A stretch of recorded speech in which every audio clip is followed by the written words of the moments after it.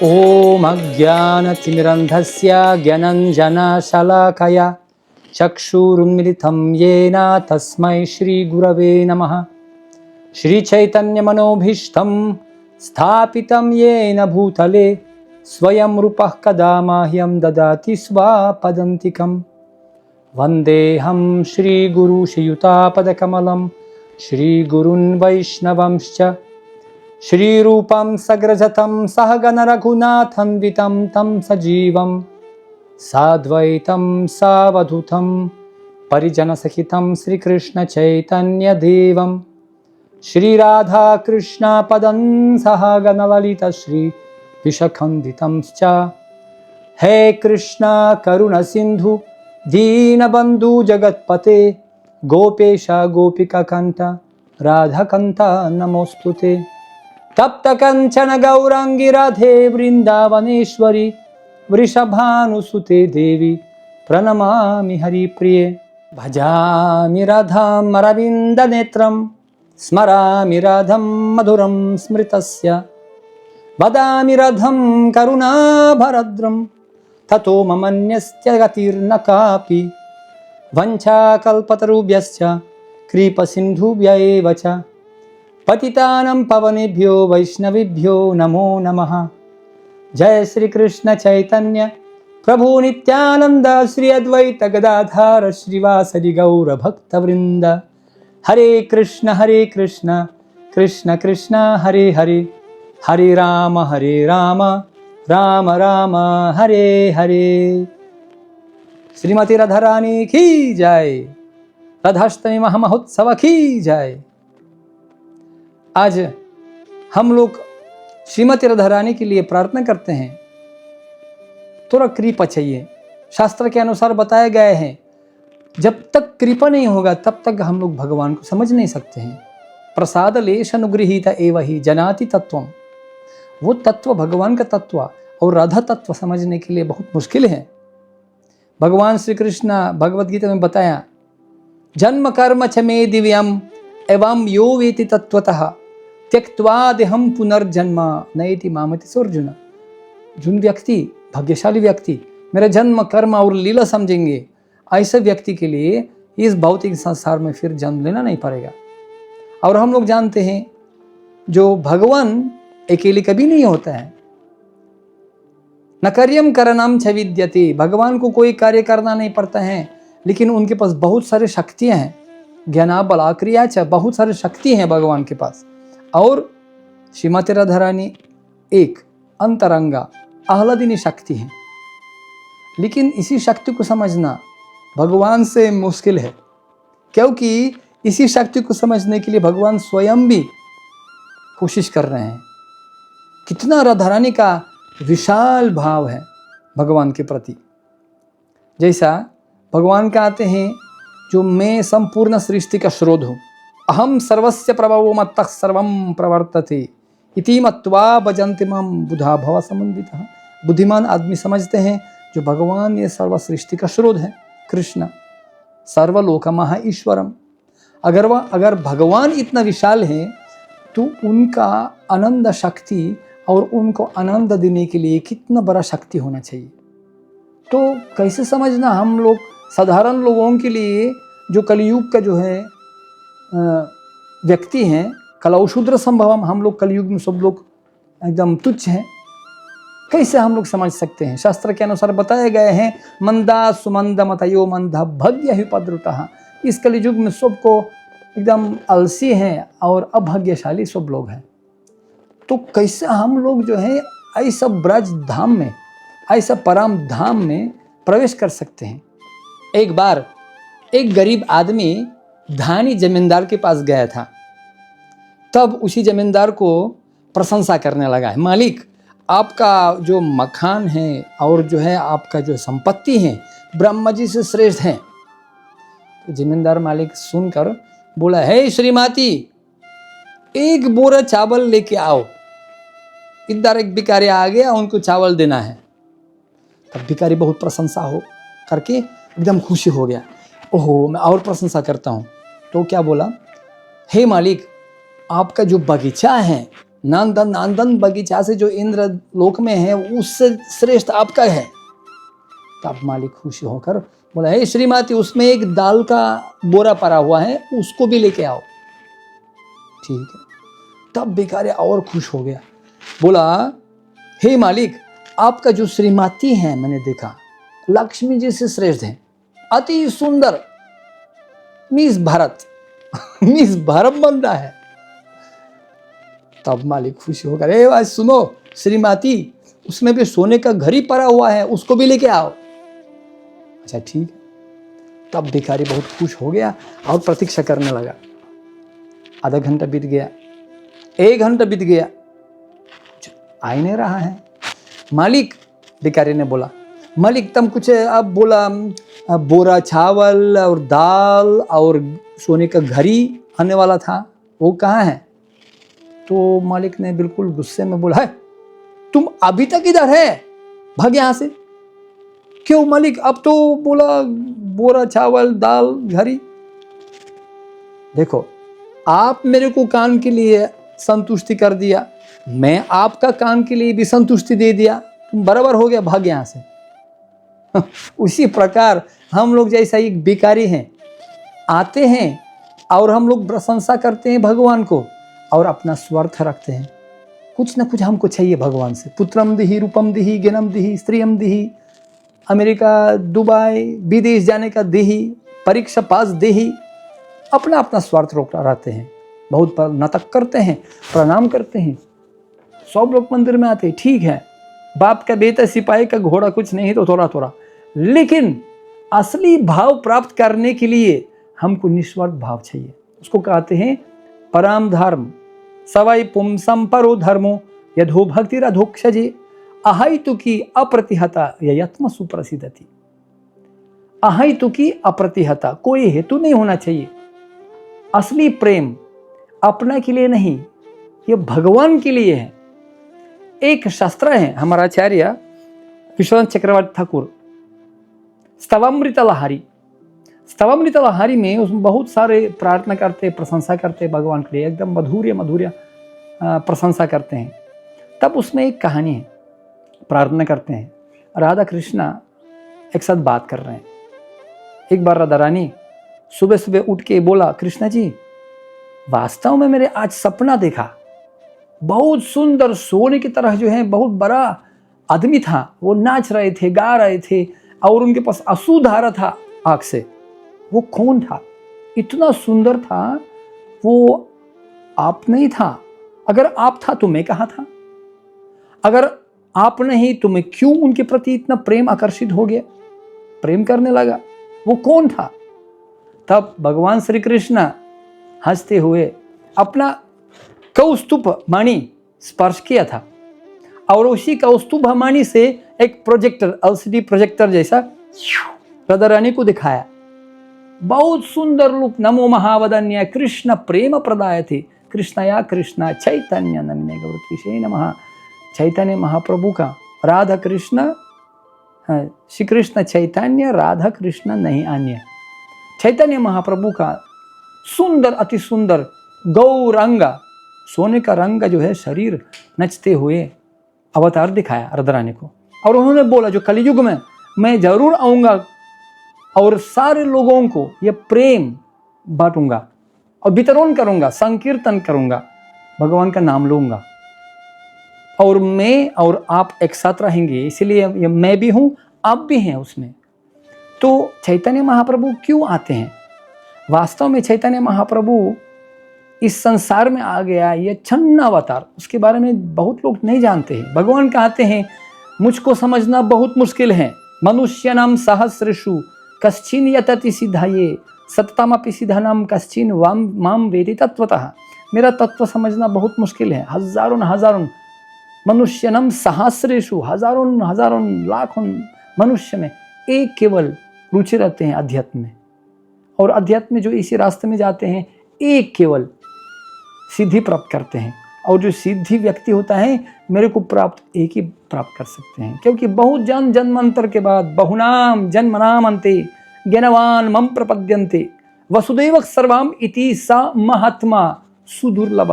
बहुत जन्म जन्मांतर के बाद जब पाप नष्ट हो जाता है, ईशत अंतगता पापम जनानम पुण्य कर्मणम ते द्वंद्व मोह निर्मुक्ता भजते मम दृढ़व्रतः। भगवान कहते हैं 7 अध्याय में आता है, इस श्लोक में भगवान बता रहे हैं जो वास्तव में बहुत जन्म जन्मांतर के बाद जब पाप नष्ट हो जाता है और पुण्य जमा हो जाता है, पुण्यात्मा व्यक्ति, उसका मोह नष्ट हो जाता है, ऐसा व्यक्ति मेरे लिए पूजा कर सकते हैं और मेरे को समझ सकते हैं।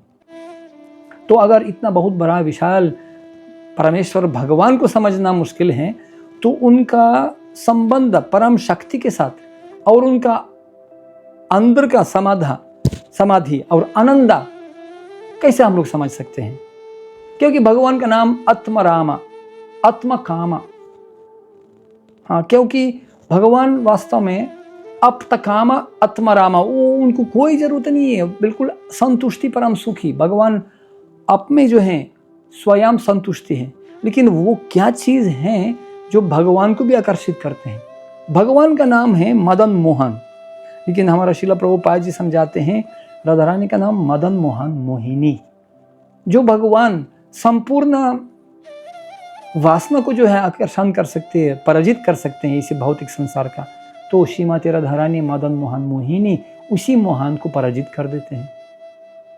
वास्तव में अपना जो निस्वार्थ भाव राधा रानी का है, हम लोग जानते हैं ये जो गोपी का भाव था, जिस भाव प्राप्त करने के लिए ब्रह्मा जी भी प्रार्थना कर रहे हैं, वो भाव बहुत दुर्लभ है। हम लोग ये कहानी जानते हैं, जब भगवान श्री कृष्ण जी का सिर दुख था तो उन्होंने नारद जी को बोला मेरे को चरण का धूल चाहिए, पदारा जो अभिषेकम, थोड़ा सा चरण का धूल, मेरा भक्तों का चरण का धूल चाहिए मेरे को, लेके आओ। तब ब्रह्मा जी के पास गया था, नारद जी ब्रह्मा जी के पास गया था, शिव जी के पास गया था, बहुत सारे ब्राह्मण लोगों से पूछा, कोई भी नहीं दिया उसको धूल, क्योंकि अपराध समझकर हम लोग नरक जाएंगे, नहीं हो सकते। ब्रह्मा जी बोला और शिव जी बोला नहीं हो सकता है, मैं नरक जाऊंगा, कैसे में हो सकते हैं, मेरा चरण का धूल भगवान का सिर पे। तब नारद मुनि वृंदावन में पहुंच गया और वृंदावन में पहुंच के जो है तो उन्होंने क्या बताया गोपी लोगों को, वो दूध निकालने वाला गौशाला में था, गोपी लोग भगवान कृष्ण जी का मस्तक दुख रहे हैं, सिर दुख रहे हैं, उनको थोड़ा धूल चाहिए आपका चरण का, तुरंत तुरंत ले लो, 1 2 3 5 किलो जितना चाहिए ले लो नारद जी, तुरंत भगवान का दुख दूर हो जाएगा। तब नारद ने बोला भाई आपको भय नहीं है नरक से, नरक जाओगे? हाँ हाँ कोई बात नहीं, गोपी ने कहा हम लोग जो है नरक सदा सदा के लिए जाने के लिए तैयार हैं, स्वर्ग पवर्ग नरक शपितुल्य अर्थदर्शिनः, भक्त लोग नरक जाने के लिए तैयार हैं। अगर भगवान का सिर दुख खत्म हो जाएगा 1 सेकंड के लिए, तो हम लोग नरक के लिए सदा के लिए जाने के लिए तैयार हैं। तब नारद मुनि समझ गया ये सारे लीला रचना किया भगवान गोपी भाव दिखाने के लिए, मेरा गोपी मेरे लिए तैयार, कुछ भी करने के लिए तैयार है। वास्तव में सारी गोपियाँ ये राधा रानी का अवतार है, राधा रानी का भाव प्रकाश, और राधा रानी का भाव मदनक्य महाभाव, समर्पित भाव भगवान के प्रति। उसमें बताया गया है जब राधा रानी रसस्थली में प्रकट हो गया, सर्वप्रथम भगवान अपना शक्ति प्रकट किया, तो उन्होंने तुरंत रासलीला, रा एक अर्ध है, ये रासलीला में प्रकट हो गया, राधा, और धा जो दौड़ते हैं सेवा करने के लिए। जब राधा रानी प्रकट हो गया रसस्थली में, तो तुरंत दौड़ने लगा, जा रहे थे हर जगह फूल ग्रहण करने के लिए, भगवान का सेवा के लिए, क्योंकि वो प्रकट हो गए इस संसार में, भगवान को सेवा करने के लिए ही प्रकट हो गया। वास्तव में राधा रानी का भाव निस्वार्थ भाव है।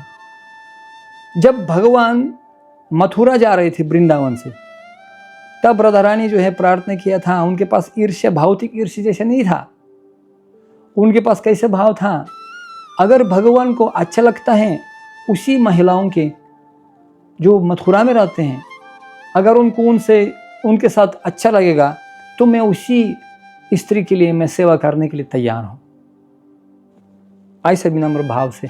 और राधा रानी भी बोला अगर भगवान के लिए मेरा दुख अच्छा लगता है, उनको आनंद देते हैं, तो मेरा दुख सबसे बड़ा सुख मेरे लिए।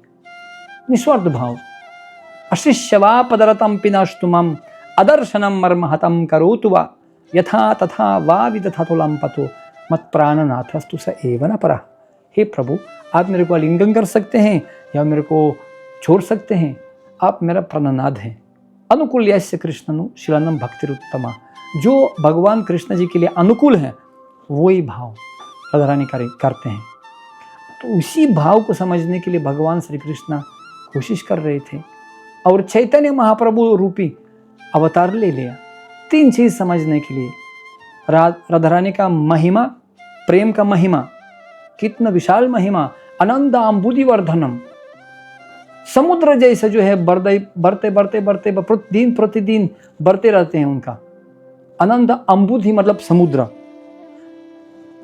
अनंत अम्बुधि वर्धनम, वर्धन मतलब बढ़ते रहते हैं क्योंकि कभी भी सीमा नहीं होता है उसी समुद्र का, इसलिए वर्धन वेशे। राधा रानी का नाम जो है वो भगवान का आनंद वर्धन करते हैं, एकदम बड़ाई कर देते हैं। तो उसी आनंद को समझने के लिए कोशिश किया था। और दूसरा चीज समझना चाहता था प्रभु कृष्ण भगवान, वो वास्तव में मेरा सुंदरता क्या है। उनका आंखों में जो है, राधा रानी का आंखों में जो है मेरा सुंदरता कैसे है, और वो उनको आनंद कैसे, उनका रास क्या ले रहे हैं वो।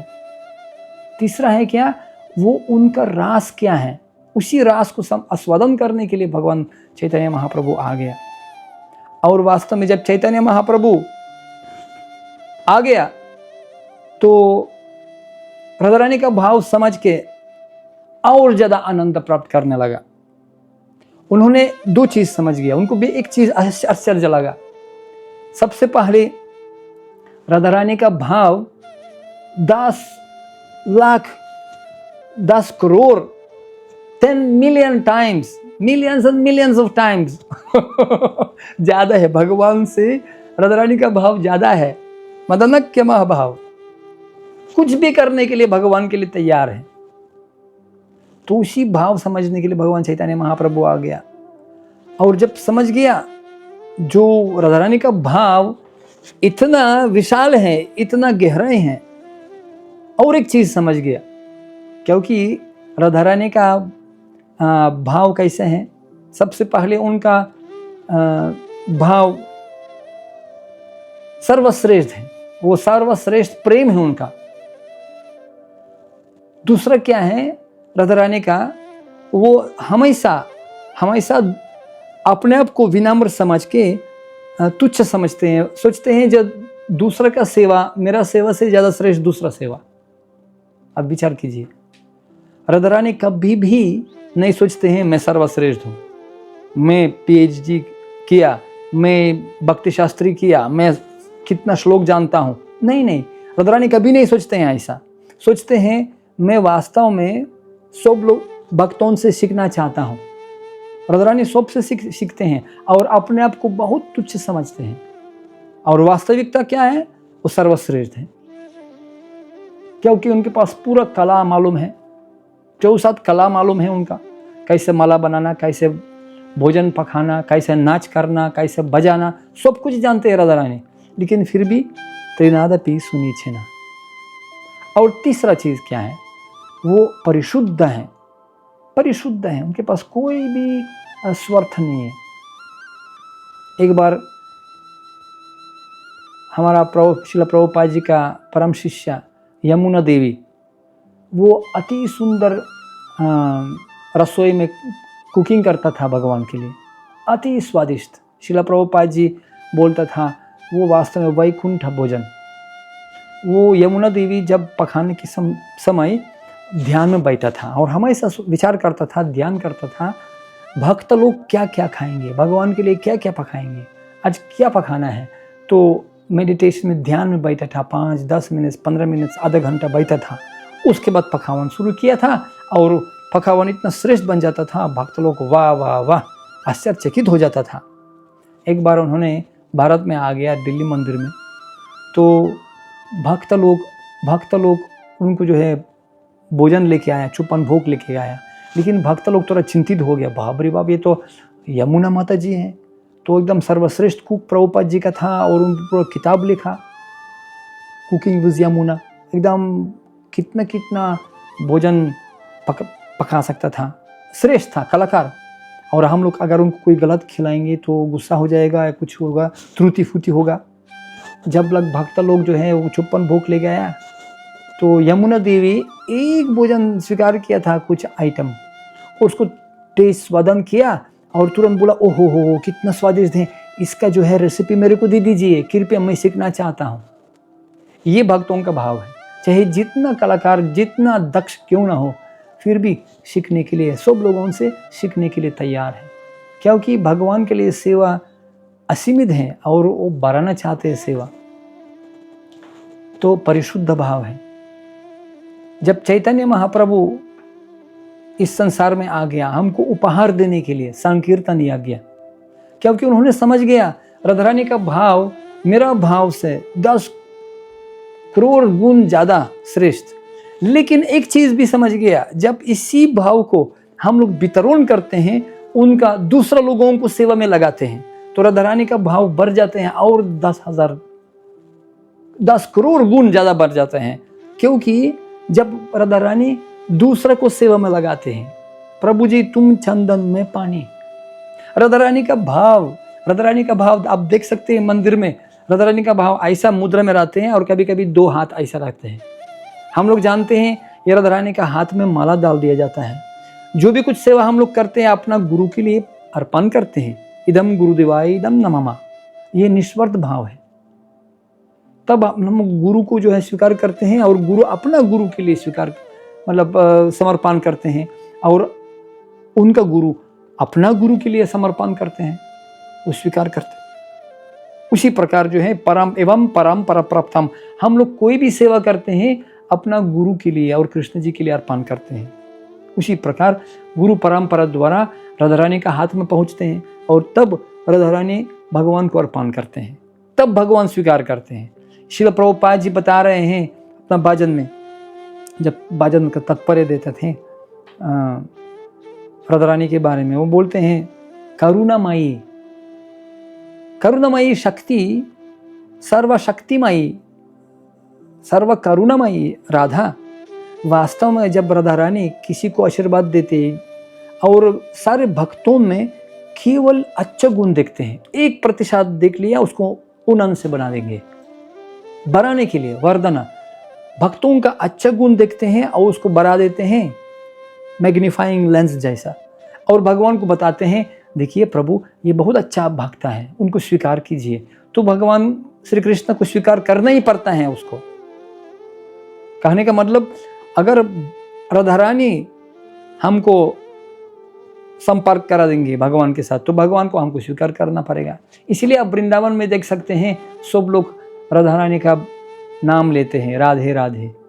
लेकिन ये सस्ता कमल रास्ते में नहीं है। राधे राधे जब पूछा ले आएंगे बिहारी, केवल बोलने से नहीं होता है, गुण प्राप्त करना चाहिए, निस्वार्थ भाव होना चाहिए। आजकल संसार में बहुत सारे अशांति फैला हुआ है, युद्ध चल रहे हैं, Ukraine, Russia, India, Pakistan, China, north Korea, है ना, सेक्टर गाजा, इजराइल, पैलेस्टाइन, कितना अशांति हो गया, क्योंकि हमारा मन अशांत और हमारा हृदय स्वार्थ हृदय में संपूर्ण कामना संतुष्टि नहीं हुआ, संपूर्ण नहीं हुआ। लेकिन अगर हम अपने निस्वार्थ भाव से भगवान को सेवा करते हैं, विनम्र भाव से भक्तों को सेवा करते हैं और दूसरों में एकदम अच्छा गुण देखते हैं, तो ये राधा रानी को बहुत अच्छा लगता है। इसीलिए वो जब उनका रूप ऐसा है, 2 हाथ आगे और ऐसा माला पकड़ लेते हैं, या माला राधा रानी कहीं भी माला दे सकते हैं भगवान के लिए, वैकुंठ में भी, गोलोक में दे सकते हैं। उनको माला देने के लिए इस भौतिक संसार में आना जरूरत नहीं है। लेकिन जब मंदिर में आते हैं इसी रूप में जो है मुद्रा में रहते हैं, ये माला हमारा माला भगवान को अर्पण करते हैं, हमारा सेवा उनको अर्पण करते हैं, क्योंकि वो हमको बुलाने के लिए और हमको संबंध करने के लिए भगवान के साथ आते हैं। ये चैतन्य महाप्रभु है। चैतन्य महाप्रभु आते हैं और इतना आनंद प्राप्त करते हैं जब दूसरा लोग भक्तों को वैकुंठ भेजते हैं। जैसे दूसरा भक्तों को राधा रानी सेवा में लगाते हैं, राधा रानी को और करोड़ करोड़ बार ज़्यादा आनंद मिलते हैं। उसी प्रकार चैतन्य महाप्रभु इसी रसशेखर और करुणामयी राधा रानी का जो है भाव प्रकट कर देते हैं और रस आस्वादन करते हैं और वितरण करते हैं। करुणा कृपा परमा करुणा पाउ द्विजाना निताई गौर चंद्र। परमा करुणा, इसी भाव को वितरण करते हैं, दया प्रकट करते हैं और आस्वादन भी करते हैं। और ये आस्वादन वितरण करते हैं, इसीलिए उसको कहते हैं संकीर्तन यज्ञ। चैतन्य महाप्रभु एकांत में गंभीर में नहीं बैठे हैं। कभी कभी लोग बोलते हैं असली चैतन्य महाप्रभु गंभीर में चुपचाप बैठे हैं, भजन में रस आस्वादन करते हैं। नहीं, वास्तव में चैतन्य महाप्रभु ये आस्वादन करते हैं, राधा रानी का भाव आस्वादन करते हैं, क्योंकि जब वितरण करने में उनको और ज़्यादा आनंद होता है। इसलिए चैतन्य महाप्रभु संकीर्तन यज्ञ ये उनका गंभीरा है। और जो भी ये संकीर्तन करते हैं और भगवान का नाम वितरण दूसरे को करते हैं, बहुत प्रिय होता है भगवान के लिए। आज हम लोग प्रार्थना करते हैं राधा रानी का भी कृपा मिल जाए। मुनिंद वृंद वंदिते त्रिलोक शोक हारिणी प्रसन्न वक्त्र पंकजे निकुंज भुविलासिनी व्रजेंद्र भनुनंदिनी व्रजेंद्र सुनु संगते कदा करिष्यसि हमम कृपा कतक्ष भाजनम। कृपा कतक्ष, थोड़ा सा कृपा चाहिए। महेश्वरी, क्रियेश्वरी, स्वदेश्वरी, सुरेश्वरी, त्रिवेद भरतेश्वरी, प्रमाण ससनेश्वरी, रमेश्वरी, क्षमेश्वरी, प्रमोद कननेश्वरी, व्रजेश्वरी, व्रजाधिपे शिराधिकी नमोस्तुते।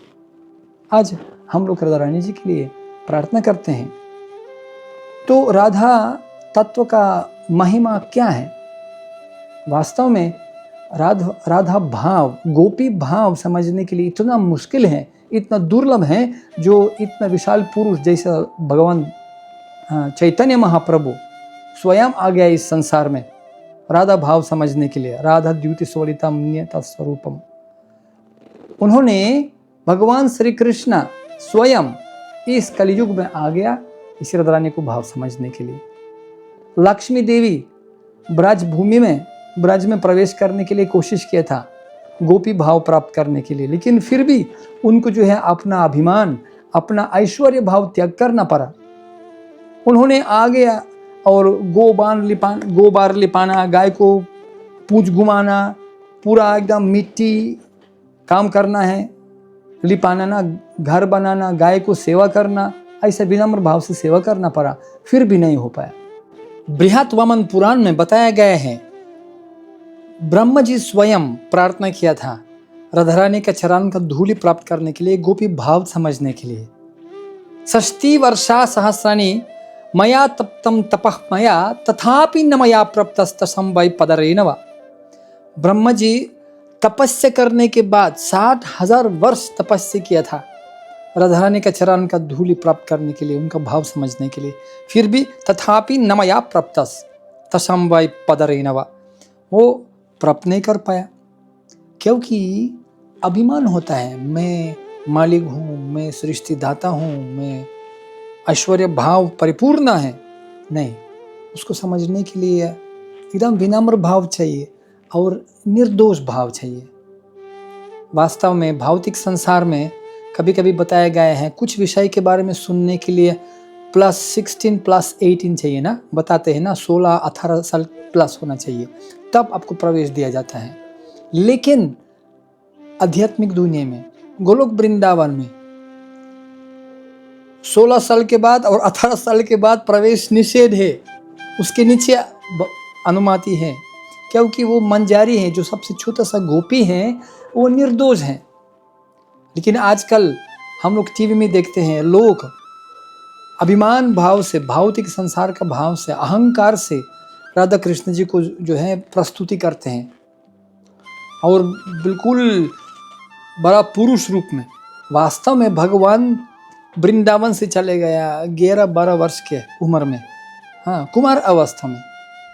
लेकिन आजकल लोग जो है इसी राधा कृष्ण लीला स्थाली और रासा लीला गलत समझते हैं। कोई टीवी में एडवर्टाइजमेंट देते हैं और राधा रानी जी को बिल्कुल गलत रूप में प्रकट कर देते हैं। छी छी, एकदम बिल्कुल शर्म की बात है। वास्तव में क्योंकि हम लोग भी इसी बात करने के लिए मेरे को शर्म लगता है, मैं तो कौन हूँ, घर के जोगी जोगरा बाहर के जोगी सिद्ध। लेकिन जो भारतीय लोग हैं, जिसका संस्कृति ये है, सनातन धर्म ये भारतीय लोगों का संस्कृति है, फिर भी उसको इतना नीच कर देते हैं और गलत समझते हैं। ये बिल्कुल उचित नहीं है। इसी प्रकार राधा कृष्ण जी को समझना बहुत मुश्किल है। ब्रह्मा जी स्वयं समझ नहीं सका।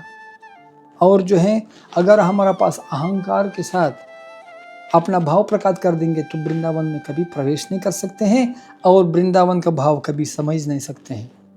इस संसार में झगड़ा होता है, लेकिन भौतिक संसार में झगड़ा होता है, ये दुख कारण होता है और भगवान से और दूर होने के लिए भाव, पृथक भाव।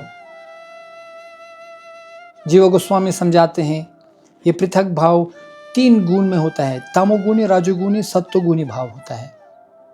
तमोगुणी में भक्ति संदर्भ में उन्होंने समझा दिया हमको, जो पृथक भाव अलग अलग भाव है होता है। भक्ति करते हैं जरूर, लेकिन तमोगुणी भाव, दीनाद्रिक पृथक, मतलब अलग अलग भाव, सेपरेटिस्ट मेंटालिटी बोलते हैं, विला अलग अलग भाव, दीनाद्रिक बोलते हैं उसको। तमोगुणी भाव, दीनाद्रिक, अलग अलग करने का पृथक भाव। तमोगुणी भाव कैसा है? ईर्ष्या, क्रोध, दिखाऊंगा मैं उनको, जो है बदला लूंगा, मैं दिखाऊंगा कितना मैं भक्ति ज्यादा करता हूँ, मैं अच्छा भागता हूँ, वो बेकार है, मैं अच्छा हूँ।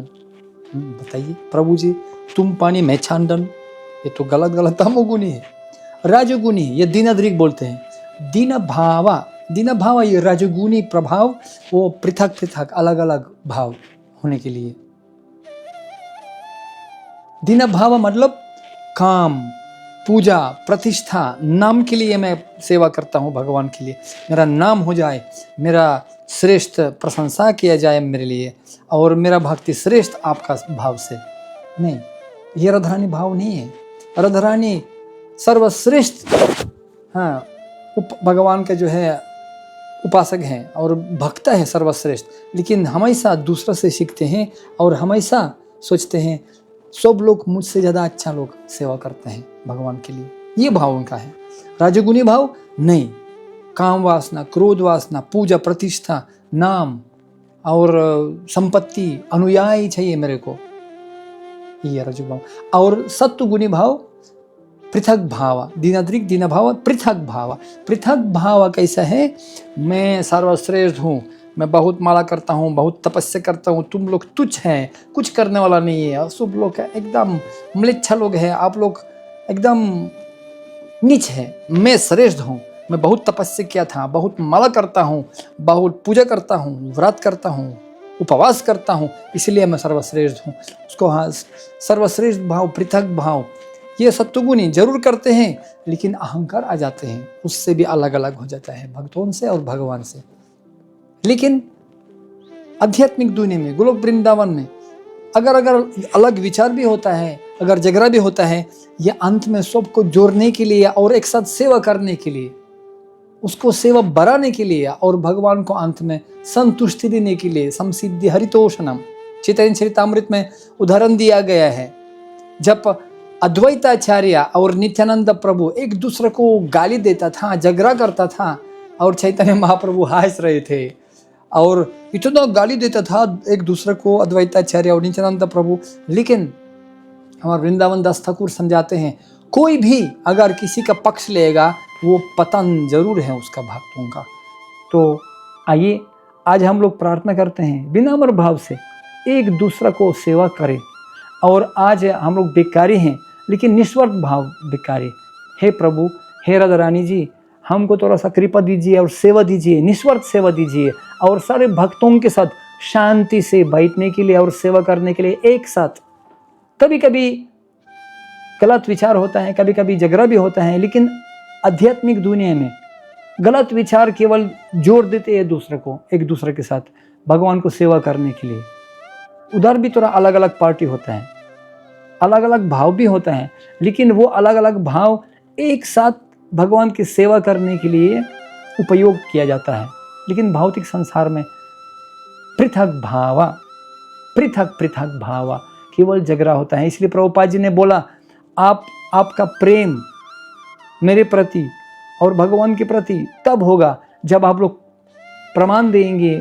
मेरा तिरुभाव के बाद जब मैं चली जाऊंगा इस संसार से, आप लोग एक साथ कैसे सेवा कर सकते हैं, कैसे आप लोग कोऑपरेट कर सकते हैं, कैसे आप लोग भगवान को संतुष्टि दे सकते हैं। ये बहुत महत्वपूर्ण चीज़ है। तो इसी प्रकार हम लोग देखते हैं विश्वनाथ चक्रवर्ती ठाकुर करते हैं, कहते हैं, जो राधा रानी ने पूछा उनसे, ये कौन सा पुरुष ऐसा सोने का पुरुष है, नाचते हैं गाते हैं, वो कौन है? चैतन्य महाप्रभु भगवान श्री कृष्ण बोला, ये मैं हूँ, चैतन्य महाप्रभु रूप में आऊँगा और आप भी हैं।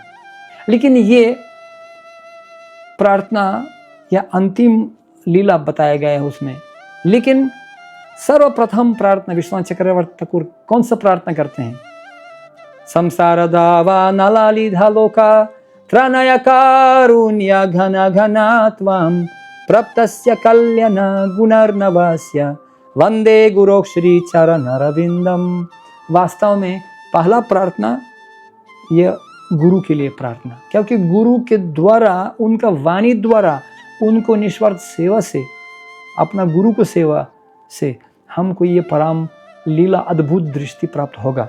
राधा कृष्ण जी का लीला शिवोन्मुखे हि जिह्वादि स्वयं एव स्फुरत् अधः अतः श्री कृष्ण नामदीन भवित ग्राह्यम इंद्रिय शिवोन्मुखे ही जिह्वादौ स्वयं एव स्फुरत् अधः। कहते हैं जो हम लोग अपना कौन से भगवान को देख नहीं सकते हैं, हमको स्फूर्ति होता है, प्रकट होता है जीव से। और जीव का काम प्रभुपाद जी बता रहे हैं, भगवान का नाम उच्चारण करना और प्रसाद भोजन खाना। भगवान का नाम बोलना, हरि कृष्ण महामंत्र, इस कलि युग में एक ही उपाय है हमारा हृदय शुद्ध परिशुद्ध करने के लिए, निस्वार्थ भाव प्राप्त करने के लिए। कलौ दोष निधि राजन अस्ति इको महद गुणन कीर्तन देव कृष्णस्य मुक्त संगा परम रजत। एक ही कलौ दोष निधि राजन, बहुत दोष हैं इस कलि युग में। अस्ति इको महद गुणन, ये महागुण है। कीर्तन देव कृष्णस्य मुक्त संगा परम रजत। अगर हम लोग भगवान का कीर्तन करेंगे, भगवान कृष्ण जी का कीर्तन करेंगे एक साथ मिलके, जीव गोस्वामी समझाते हैं संकीर्तन यज्ञ क्या है। बहुमिलित्वम तद्गाना सुखम कृष्ण गानम। बहुमिलित्वम, एकला ही नहीं, बहुमिलित्वम, बहुत लोग आकर के और खुशी से, आनंद से भगवान को प्रशंसा करना चाहिए, अपना काम से, अपना कीर्तन से, अपना सेवा से, निस्वार्थ सेवा से, तब भगवान खुशी होगा। समसिद्धि हरितोषणम, और ये हमारा उद्देश्य है। तो आइए हम लोग आज प्रार्थना करते हैं। जो प्रभुपाद जी प्रतिनिधि होकर वो जलदूत में गए थे अमेरिका में, वो प्रार्थना किया था, हे राधा रानी हमको आशीर्वाद दीजिए, हमको कृपा दीजिए, जो मैं ये समाचार पहुंच सकूं और उसको सारे लोगों को जो है वितरण कर सकूं। और एक व्यक्ति, बूढ़ा आदमी, 70 वर्ष उम्र व्यक्ति, पूरा पृथ्वी में घुमा दिया, अकेले इतना बड़ा आंदोलन स्थापना किया था, क्योंकि उनका निस्वार्थ भाव था, अपना गुरु के लिए ये संकल्प उठाया। तो आइए आज हम लोग प्रार्थना और कृतज्ञ प्रकट करते हैं अपने शिला प्रभुपाद जी के लिए और गुरुवार के लिए और हमारा परंपरा के लिए, जो उनका कृपा से हमको वृंदावन में, ब्रज में प्रवेश करने के लिए मौका मिला इस जीवन में। स्कंद पुराण के अनुसार बताया गया है, जो कृष्णा वृंदावन से कभी नहीं जाते हैं, एकापदम न गच्छति वृंदावनम परित्यजा, लेकिन ब्रज, हाँ, भगवत महिमामृत में बताया गया है उसको वास्तव में ब्रज क्या है, जो वास्तव में सर्वव्यापी है। ऐसा भाव है जो सर्वव्यापी है। तो इसलिए ब्रज, भगवान जरूर ब्रज से कभी नहीं निकलते हैं, लेकिन ब्रज तो घूमते रहते हैं। ब्रज कहीं भी हो सकते हैं, हम लोग देश विदेश में ब्रज प्रकट कर सकते हैं, क्योंकि ब्रज भाव ये सर्वव्यापी भाव है स्कंद पुराण के अनुसार। इसीलिए जो पंचतत्व, जो चैतन्य महाप्रभु और उनका परिशुद्ध भक्त पूरा संसार में यो आनंद बुद्धिवर्धनम वर्धन करते हैं, वितरण करते हैं, और ये राधा रानी का भाव है। श्री कृष्ण चैतन्य राधा कृष्ण नहीं अन्य, ये राधा द्युति स्वरितम नियत स्वरूपम, चैतन्य महाप्रभु ये राधा भाव वितरण कर रहे हैं संकीर्तन यज्ञ में। ये कलयुग धर्म, युग धर्म, हरिनाम संकीर्तन। इसलिए आइए हम लोग एक साथ प्रार्थना करते हैं, निस्वार्थ भाव से हम लोग एक साथ मिलके ये भगवान का नाम कीर्तन गुणगान करते हैं। और ये केवल दवाई है इस कलयुग के लिए, क्योंकि ये काम, क्रोध, लोभ और ईर्ष्या, मत्सरता हृदय में बहुत गहराई में जो है बैठ रहे हैं हमारा हृदय में, लेकिन उसको परिशुद्ध करने के लिए केवल एक साथ कर सकते हैं हम लोग। प्रत्येक दिन श्रीमती राधा रानी स्नान करते हैं। कौन सा धारा में स्नान करते हैं? सर्वप्रथम धारा एक करुण्यमृत धारा, करुणामयी शक्ति, करुणा धारा में स्नान करते हैं, क्योंकि राधा रानी का हृदय बहुत बड़ा है, क्योंकि दया का सागर है। और करुणा और दया ये बहुत बड़ा फर्क है, वो एक ही नहीं है। करुणा केवल परिपूर्ण हृदय से, संतुष्टि से हो जाता है। जब आदमी का जो है भाव बढ़ जाते हैं तब बाहर निकलते हैं। जैसे एक साधु मेरे को बोला वृंदावन में, प्रचार ये भोजन का धक्कार, जब कूद खाया तब जब धक्कार आ जाते हैं वो प्रचार है। कृपा, करुणा तब परिपूर्ण भाव से आ जाते हैं, जब हृदय पूरा हो जाता है। खाली पेट न भजन गोपाला, ले लो अपना कंठी माला। जब अपना पेट खाली है दे क्या सकते हैं, लेकिन राधा रानी का हृदय एकदम प्रफुल्लित है, एकदम पूरा परिपूर्ण है, इसीलिए उसको बाहर निकल रहे हैं उनका कृपा। और दूसरा धारा या तरुण्यमृत धारा, अति सुंदर, अति युवती, तरुणिक, तरुणमयी, वृंदावन में सबसे प्रिय भगवान के लिए। हम लोग देखते हैं इस भौतिक संसार में जब लोग ईर्ष्या करते हैं, पृथक भाव रख लेते हैं, तो झगड़ा करते हैं, क्योंकि हमारा हृदय अपूर्ण है। काम, क्रोध, लोभ, मद, मत्सर्य परिपूर्ण है, इसलिए ये सारे अशांति संसार में हमारा अपूर्णता के कारण, असंतुष्टि के कारण हो रहा है। इसलिए संतुष्टि परम सुखी चैतन्य महाप्रभु हमको उपहार दे दिया, कैसे ये संतुष्टि प्राप्त करना है। हम लोग कृतज्ञता प्रकट करते हैं और प्रार्थना करते हैं हमारा गुरुवार से, शिला प्रभुपाद जी से, परंपरा से हमको कृपा दीजिए, जो हम लोग विनम्र भाव से एक साथ सेवा कर सकूं भगवान को संतुष्टि के लिए, शिला प्रभुपाद जी के लिए संतुष्टि के लिए, और इसी आंदोलन संकीर्तन यज्ञ आगे बढ़ाने के लिए और संपूर्ण विश्व में शांति स्थापना करने के लिए प्रार्थना करते हैं। श्रीमती राधा रानी की जय। हरे कृष्णा कृष्ण कृष्ण हरे हरे, हरे राम राम राम हरे हरे। शिला प्रभुपाद की जय, अनंत कोटि भक्त वृंद की जय, राधाष्टमी महामहोत्सव की जय, संकीर्तन यज्ञ की जय। निताई गौर प्रेमानंदे, हरि बोल।